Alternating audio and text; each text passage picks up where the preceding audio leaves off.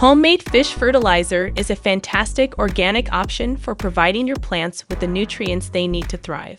It's packed with nitrogen, phosphorus, potassium, and many micronutrients essential for plant growth. Making your own fish fertilizer can be a cost-effective and eco-friendly solution, especially if you have access to fish scraps. Here's how you can make it at home.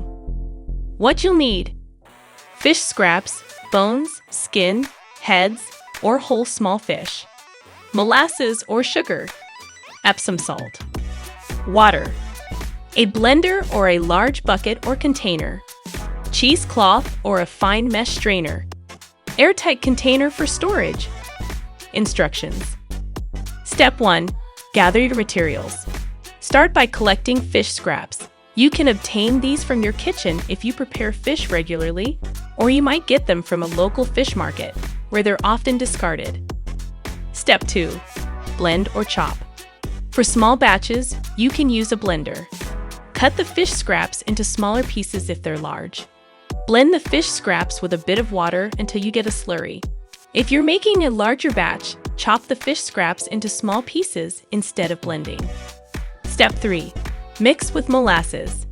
Transfer the fish mixture to your bucket or container.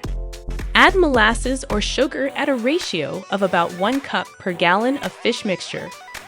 The sugar helps feed the microbes that will break down the fish, speeding up the fermentation process. If desired, you can also add a tablespoon of Epsom salt per gallon for extra magnesium and sulfur. Step 4. Add water. If you've used a blender, your mixture might already have enough liquid. If it seems too thick, or if you're working with chopped fish in a bucket, add water until the mixture is a pourable consistency.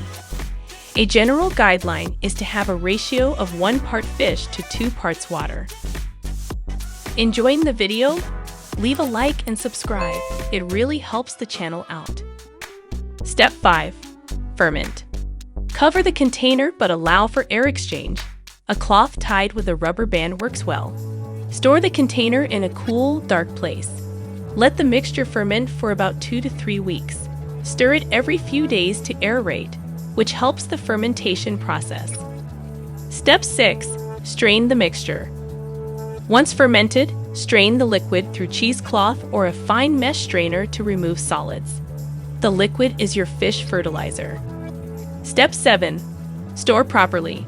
Transfer the liquid fertilizer to an airtight container. Store it in a cool, dark place.